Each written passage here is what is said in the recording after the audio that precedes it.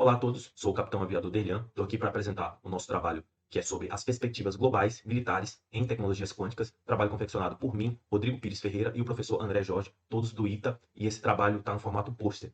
Esse trabalho ele está contextualizado na segunda revolução quântica.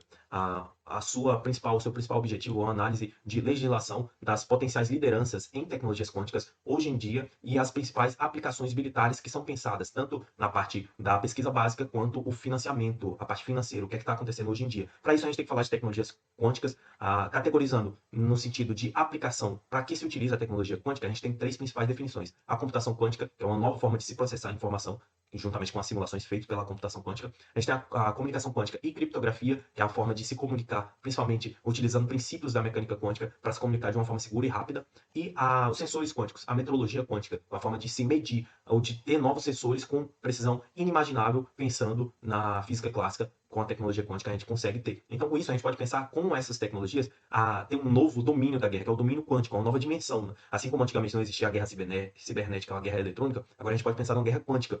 E com isso a gente pode hipotetizar, criar um cenário hipotético de guerra e ver onde isso pode ser aplicado. Na área de informações e guerra cibernética, com a computação quântica, com a internet quântica e também com as aplicações da computação quântica. A gente pode ter na guerra espacial, talvez, a utilização de comunicação via satélite, radares embarcados em satélites e a metrologia em satélites também, metrologia quântica. No ar, a gente tem sistemas de navegação inerciais, quânticos com uma precisão e muito maior, porque eu vou ter sensores quânticos embarcados.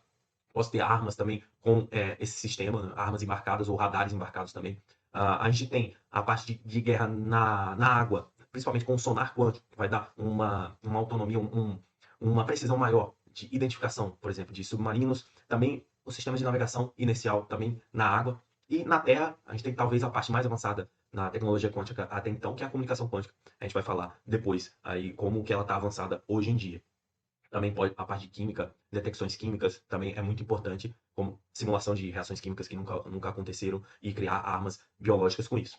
Então, a partir disso, como é que a gente tem as perspectivas hoje em dia? Tem dois principais polos de vanguarda no mundo, que é a perspectiva americana, nos Estados Unidos, e a perspectiva da União Europeia. A americana ela tem uma legislação bem consolidada em termos de ciência e tecnologia. Vem com uma política de ciência e tecnologia americana, de 1976, que provê realmente isso, assessoramento, e transforma essas ideias em planejamento político. Esse planejamento político é tratado por um Comitê Nacional de Ciência e Tecnologia, que vai fazer isso aí, criar um planejamento estratégico. E, em termos de tecnologia quântica, a gente tem um subcomitê que trata sobre a informação quântica, o desenvolvimento de ciência quântica. Vai pegar esse planejamento estratégico e transformar em ações críticas. E essas ações críticas acabaram desenvolvendo recentemente uma workforce, né? Um trabalho, um grupo de trabalho, para que se transforme isso em ações e consiga integrar tanto o setor executivo quanto a parte privada, o setor privado e indústria. E isso vai ter aplicações diretamente relacionadas. Tirando a comunicação quântica, tudo isso ainda está em pesquisa básica e o governo recente do Biden já lançou relatórios, essa workforce lança periodicamente relatórios de utilização de tecnologias quânticas e o seu desenvolvimento. Já na União Europeia, tem-se um desenvolvimento mais descentralizado, porque, como são vários membros, então tem que ter uma colaboração, um planejamento conjunto. E isso é realizado por meio desse Framework Program Horizon, que é desde criado em 1984, e são lançadas edições desse framework com ações, né, com ações sugeridas aos membros, aos países membros, que eles tenham e façam isso. Tanto ações no sentido de planejamento político estratégico, quanto ações relacionadas ao planejamento financeiro dos países. E isso faz com que a gente esteja na nona edição, né? Essa nona edição cobre os anos de 2021 a 2027, e recentemente foi criado esse aqui, o High Level Steering Committee, que é para tratar exatamente na excelência da União Europeia no desenvolvimento de tecnologias quânticas. A União Europeia encontra-se numa situação muito avançada em termos de legislação sobre isso, apesar de ter tudo isso ser em pesquisa básica, mas a União Europeia é um dos polos que possui, por exemplo, as melhores universidades, talvez os cientistas mais citados em termos de tecnologias quânticas relacionados à área de defesa. Então, é muito importante o papel da União Europeia em desenvolvimento de tecnologias quânticas no panorama mundial.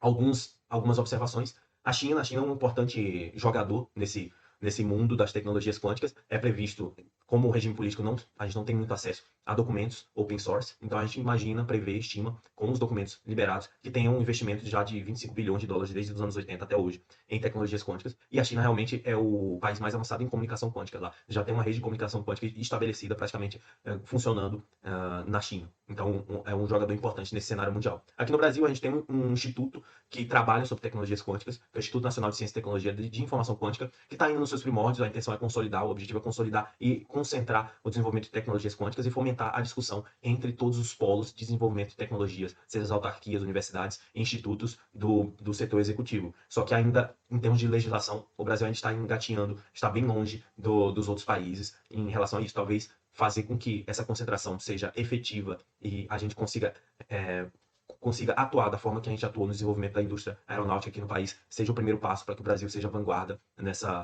consiga atuar como uma posição de vanguarda no desenvolvimento de tecnologias quânticas na indústria de defesa, sendo que isso é um assunto de teor estratégico e político. Então, é isso, essas são as nossas referências e o nosso trabalho fica aqui, a gente está disponível para todas as dúvidas que surjam e para o debate, mais informações a gente tem no nosso artigo completo.